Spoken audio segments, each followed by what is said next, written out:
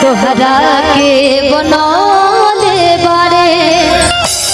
और हमरा बड़ा खुशी होला एजारा के धरती पे आके काहेला कि एजा जितना भी कलाकार बनल ई धरती जोन बा पावन बा पवित्र बा कि यहाँ के सुरीला कलाकार जोन भी रउआ सब पैदा करेनी प्यार देनी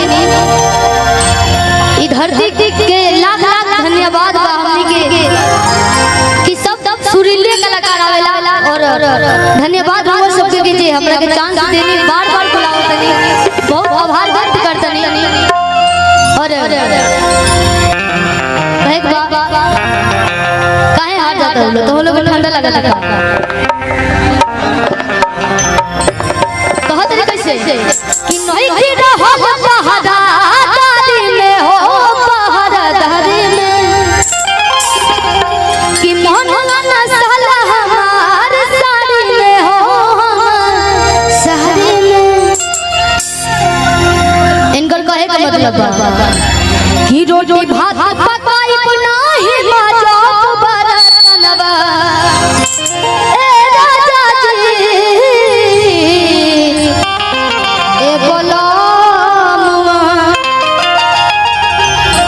कहतरी कि रोटी भात पकाई बनाही बाजा बरतनवा दहेज दे के किन ले बानी तोहरा के सजनवा दहेज दे के। इतना सुंदर माई बाप खिया पिया के। और जो बाराती के लोग यदि खाना नहीं खाए तो आप लोग जाकर खाना खा ले बाराती वाले लोग। हाँ जितना भी लोग खाना नहीं खाए बाराती से भी कहते हैं आप लोग खाना नहीं खाए तो आप लोग खा लीजिए। किनको बुलाओ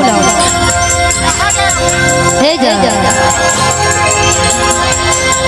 अरे बाप रे बाप ये नहीं का ध्यान हो तू ये नहीं रहो हे जैसे एकदम आगे खड़ा हो जा कि फातिया छत वाली छत टप के वो फातिया छत सुना हे नहीं उतार दीवाना पड़े कि फातिया छत वाली छत टप के कि कैसन बेमारी बात लभ के बड़ा सारा दीवाना बाबा।